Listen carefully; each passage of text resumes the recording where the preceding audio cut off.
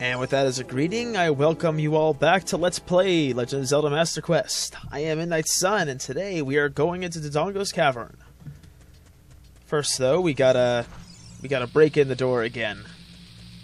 They really wanted you to get used to using those bomb flowers, because we're gonna use them a lot this time.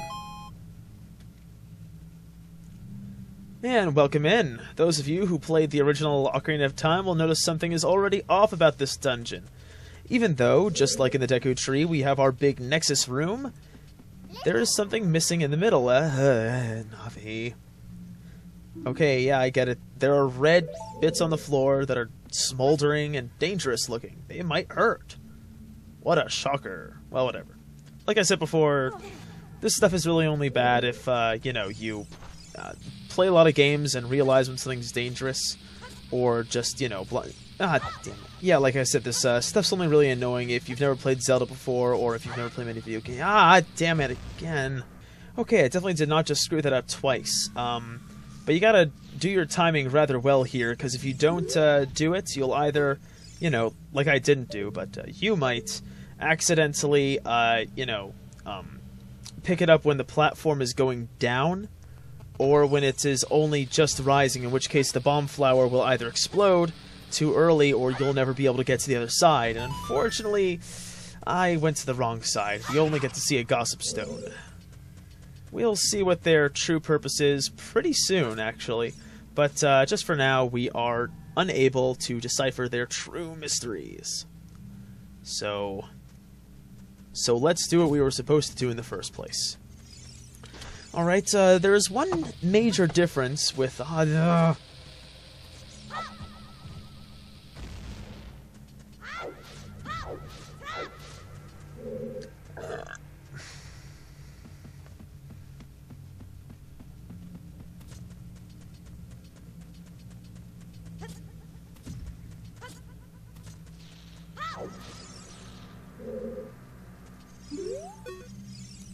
Alright, so anyway, but yeah, there is one major difference when it comes to Dodongo's Cavern that we need to make note of.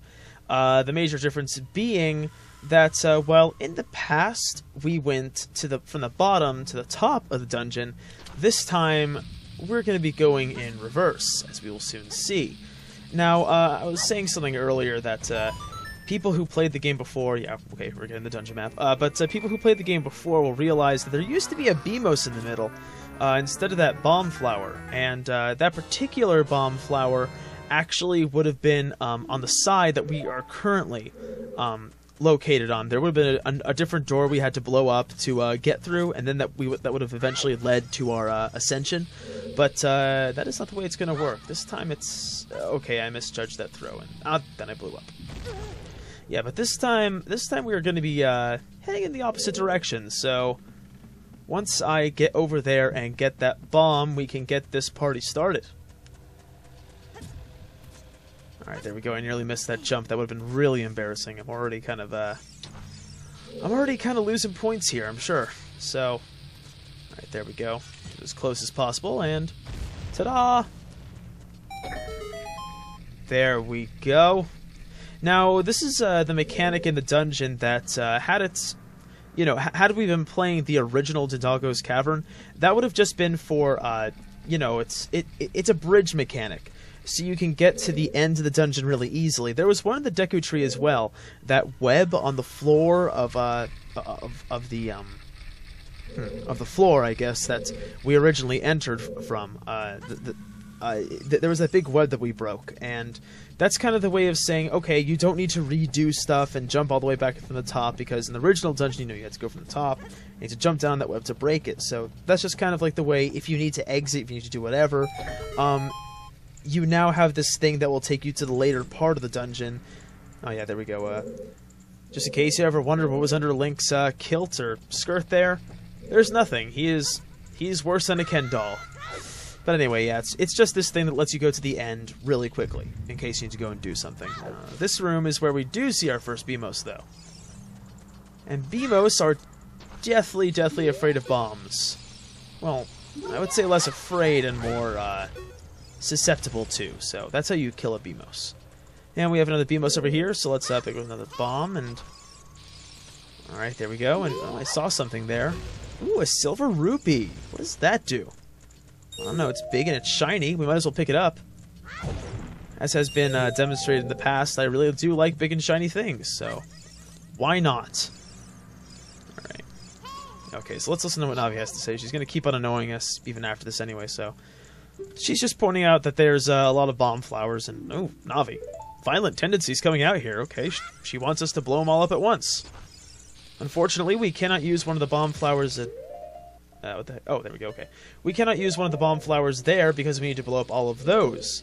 So, if you remember the mechanic that we learned in the Goron City, get a bomb flower off the wall, and you need to watch out because it will explode faster than your average bomb flower, but if your timing is correct, and it can be a little bit off in terms of like the... It doesn't need to be exactly in the middle, they just need to be exploding pretty much at the same time, but there you go. If you pop it in there, it explodes, and this thing comes down. I do kind of have to wonder how the Gorons use this as a mine, though. I mean, this is a little bit difficult for Link to get up, and Link has pretty much the same length legs as the Gorons had. I mean, unless the Gorons can do that one trick that they had from Twilight Princess, the whole let's roll into a ball and then launch other people up thing. So, ooh, another silver rupee. Look at that. That's 3 so far. Okay. I have big skulls. Jeez, I really did that. Wow, I'm horrible. And I did it again. My timing was really off when I was recording this. Well, I was also talking with a friend, so I was a little bit distracted, but that's no excuse. I'm practically able to do even the Master Quest dungeons in my sleep at this point, so... There we go. That was a little bit easier. And I don't think this is the one. No, that only has a rupee in it. But there should be one more silver rupee. So let's, there we go. Silver rupees are a puzzle mechanic. You have to collect all of them like you just saw, but they're a puzzle mechanic that didn't come in until, well, pretty later on, actually. Pretty late into the game, like over halfway through. Anyway, like, even though this is Dodongo's Cavern, there's one thing that the Gorons really do not want in here, and those are Dodongos. And these are them. They are susceptible to Deku Nuts, also, first of all. But they are, you know, fire-breathing, dragon-y things. And let's watch me have my timing off even more.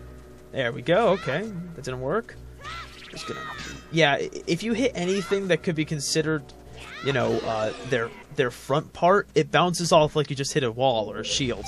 And if you don't hit their tail in the right place, like if you only hit the edge of it, it doesn't count. There's like this small area that you have to hit. And after a couple of hits, they explode, and if you don't hit them in time, they will breathe fire and destroy your favorite shield. And it is your favorite shield, in case you didn't know. And, okay, we have a compass. That's nice.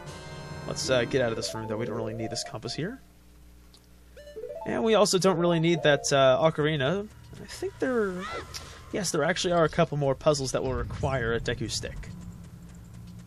And now we walk across the bridge. Opposite direction we usually would have, of course. Actually, no, this is... No, I'm sorry, that's wrong. This is the direction we would normally have been going, but... Guess what? Block pulling, so... Screw that. Who wants to watch all that? That's boring. This already takes a couple minutes just like this. Well, not a couple minutes, but long enough. Ooh, I never heard this music sped up before. There we go. Alright, now you may have noticed that very awkwardly stuck onto the wall there were some braziers. You can guess what we have to do. And you can also guess that I'm going to do it a bit wrong. It would have been a lot easier to just head from the one on the far side of where I started, but unfortunately I'm a little bit of a dolt, so there you go. It's just easier because, you know, Link has his... Not Link, Harvey. Who's this Link person? Harvey has his Deku Stick pointing up and to the left, so if I run you know, through these braziers in the same... in a fashion that it just kind of automatically meets with the Deku Stick, that would make it a lot easier, but unfortunately I seem to like making things hard for myself. Speaking of which, I should have gotten a Deku stick before I went up there. So let's just go back and do that again. Be very careful of how you handle things here. You need to kind of kill this Skulltula quickly, because you need to light both these braziers before the first one goes out. I was a little bit nervous, so I mussed up a little bit there. You might wonder what that does, because it... Ooh, yes, that's right. These are baby Dodongos. They are kamikaze children. They jump at you, and when you kill them, they explode. So, there you go. There's some really good lessons taught to children there. Kids, attack anybody that you see, and if you can't kill them, well, explode. There you go. Anyways, moving on. What we did when we managed to light those 2 braziers in time was that brazier over here that has the keys on it. There we go. That one right there would not have been lit had we just come over here right away. So, there you go. That's why we did that. And there's one more keys in here. I've killed 2. So let's see if I can find that 3rd one. I'm not able to find it as easily, so let's just move forward a little bit, and then we'll be able to see it. There we go. And there it is. Death to keys. Forever. Okay, bomb flower on the wall. You know what that means? Let's get it off. And then we have a destructible wall right there. By the way, those of you who have been... Oh, okay, that was stupid. Those of you who remember will also know that there was a wall like that where we got our Hylian shield, so now you know what we can do there. Mini-boss right here. These are Lizphos. They attack you 2 at a time. You get a maximum of 2 jump attacks at them at once before they switch up. And once you hit one of them, you will not be able to hit it again until it comes at you. Like, it'll just keep on running away if you try and jump onto its platform.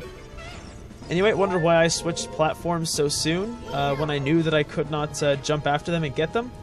Well, I wasn't trying to demo that you couldn't do that. I was just a little bit nervous because I had this habit when I was a kid of going through the wrong door after, and not really noticing it for a little while, after I had beaten these guys, so I was trying to avoid that from happening. And because we're going top-down instead of bottom-up, like it would have been in the original game, that also means that those usually would have been the second pair of Lizphos we would have fought, because there's another one in the bottom, so we'll be seeing them a little bit later on. But first, we have a small puzzle to solve. This is the one that was probably trickiest in this dungeon, the first time I played it.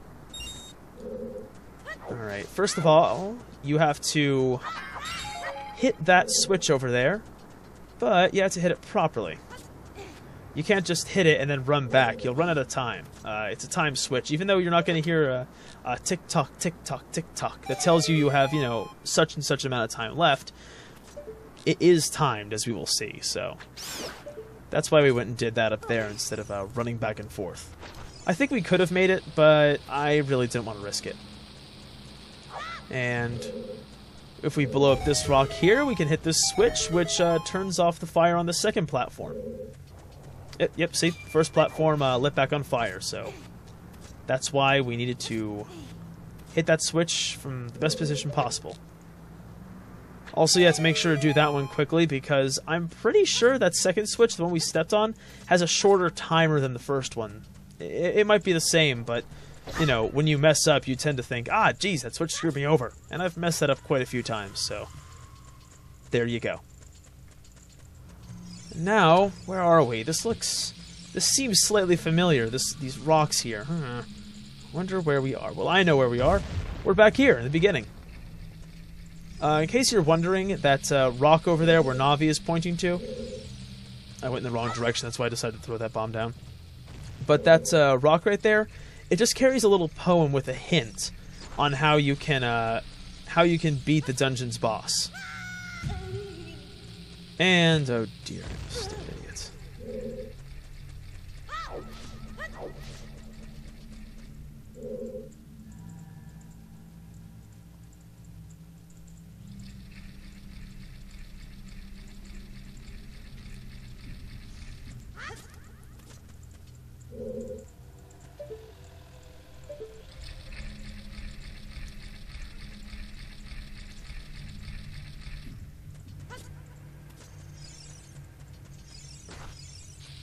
But yes, what that poem says is a giant red, giant dead Dodongo, when it sees red, a new way will open. Something else. I don't have it right in front of me, so I can't really tell you. But yeah, it's basically just a hint that you need to turn that gigantic Dodongo skull's eyes red. Might wonder how we're supposed to do that. Well, we're gonna find out.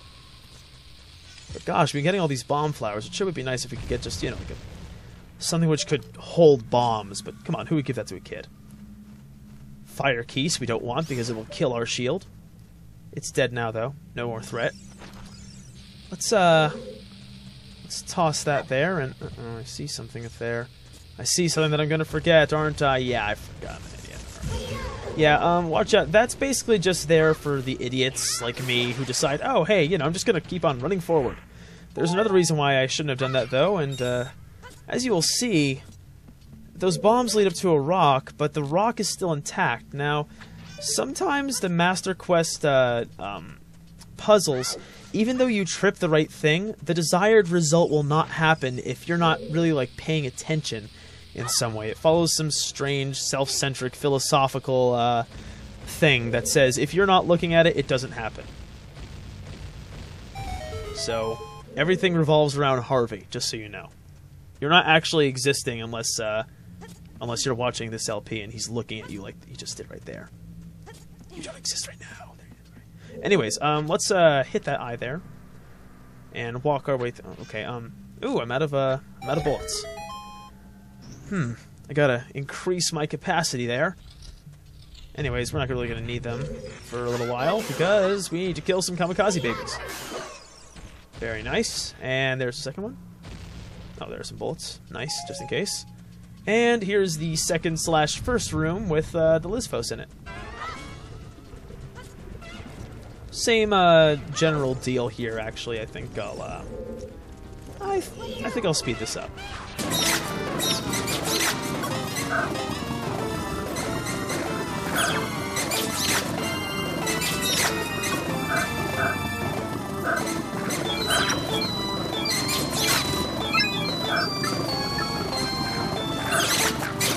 One thing to notice, though, is that the Lysphos are one of the enemies where...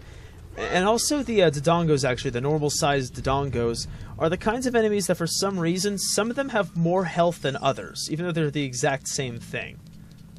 And this one's a little bit weird. If you take a look around while you're in here, you'll notice that there are bombs leading up to graves, which makes sense a little bit, I guess, because there are Poes here. Unfortunately, as I mentioned in another video, Poes are one of those things in the game that are kind of there just to hurt you. You don't really... There's no Poe-centric puzzle in this game. Like, I'm just leaving these Poes here. If I were to kill all of them, the only thing that would happen is that they would drop a ghost, and normal Poe ghosts are pretty useless, so... There was another bomb that series that we could have detonated there, but we didn't. We didn't really need to. It was unnecessary. And here's our bomb bag. There we go. It looks like somebody is nice enough to leave bombs for a kid. And now we have our dungeon items, so I think we know how to turn that giant dead Dodongo's eyes red. If we irritate them, he might scratch his eyes, and then they'll turn red. So, I guess that's how it's just gonna have to go down. I suppose he has arms underneath that will reach up, and they'll scratch his eyes. And okay, let's just assign our bombs to a button here. So if we, you know, drop these down, those big arms will come up and they will detonate. Not detonate the bombs. They will rub where the bombs. Oh wait, no, never mind. Apparently, just putting a bomb in there is enough. That's good. Something tells me that I would not have wanted to see this thing swinging arms around. Plus, it's a skeleton, so that would have made no sense whatsoever. Just like bombs. Okay, like I said, video game, not going to question it. Anyway, there is actually... It is possible to jump inside that mouth there before you blow up the eyes, but it won't do anything for you. There are also kamikaze babies in here. In the original, there would have been Fire Keese flying around, which I hate. So I'm glad that that they decided to not have that in that room. In fact, they were very nice because there also would have been Fire Keese in here. There were fire keys all over the place, but I guess they thought that kamikaze babies were dangerous enough. Which they clearly aren't. Fire keys are much more dangerous and much more emotionally devastating. This falls from the ceiling, by the way. And this one will not run away like its fellows because it's alone. It's alone in this room. And, oh, there's an idiot there. Alright, now, you might think that maybe you had to pull these graves to finish this puzzle, but that's not true. That's silly. Why would this game make you do anything that's in front of your face? It's Master Quest. Also, because I remember that those walls are fiery, I decided to put on a different shield. These guys here, this is the first appearance of the Armos. I'm just gonna get out of their way, actually, because... Well, Armos... Okay, don't get out of the way, I'm an idiot. What Armos do is this. Armos just kind of... If you touch them, they come to life. And then once they've come to life... Oh, there we go. I think one of them actually stays alive. And once they come to life, they get a bit more color, and then they jump around trying to just run into you, really. And, oh, okay, this is another part where I'm being a bit of an idiot. I'm trying to get on top there, and instead I keep on dropping down and just, you know, pretty much making a fool of myself in front of the internet. So, that's always a good thing to do, though, right? That gets you internet famous. And, oh, jeez, I'm an idiot.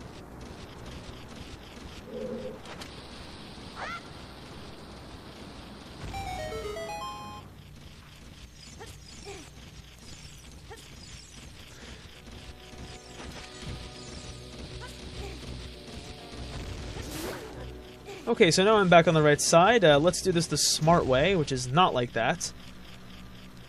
The smart way is actually, yes, that's the basic idea, Harvey, but try doing a little bit straighter path there. There you go, alright. The smart way is just to jump off the side like that and climb up. To get this gold skeletal here. This is the only gold skeletal that's really within our grasp. So, that's what we're able to do right here. And there is a fairy in one of those pots, but of course fairies are forbidden, so no fairies for me. And back in the original dungeon, you would have had to push a block into a recess on the ground, just off this edge here. But no, that's also silly. Of course, there has to be a switch underneath the gravestone there. I have missed that before, and it was rather unfortunate. So, yeah. Just remember that in Master Quest, things aren't necessarily going to match up in terms of where they are. Like, you know, things being where they should not physically be able to exist is pretty normal for this game. And any video game in general, so, you know. Anyways, boss time. A significantly larger opponent is up against us this time. Although he is also a bit simpler, so this ain't gonna be too hard. I'll be out of here in a jiffy. Oh, yes, you're the infernal dinosaur King Dodongo. Alright. Now, Navi has a disquieting amount of information for this guy as well. It's odd. But all you really need to do is this. Whenever he breathes in, you throw a bomb into his mouth. It explodes and he's stunned, and then he falls down. Then you jump attack him with your sword, and if you do it like that, it'll only take 3 attacks. So there's the second one. But, of course, there's always the question, what happens if you don't do that, Midnight Sun? Well, kids, I have a very simple answer for you. Don't wear your Kokiri shield and get in the way. Yes, that is my answer, because this is what he does. He breathes fire. Actually, in the 3DS version, it's pretty cool. He breathes, like, not just like a short stream, he breathes like a big fireball, and it looks awesome. It's cool. Then again, everybody looks pretty awesome in the 3DS version. I really liked it. Much more than I thought I was going to. Anyway, final attack here. I'm not going to draw it out, considering how simple a battle it is.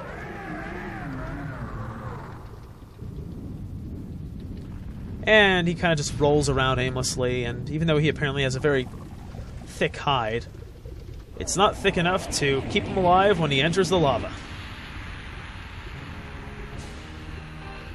And now we're heroes, because we have defeated the creatures who originally inhabited this dungeon anyway, but them's the breaks.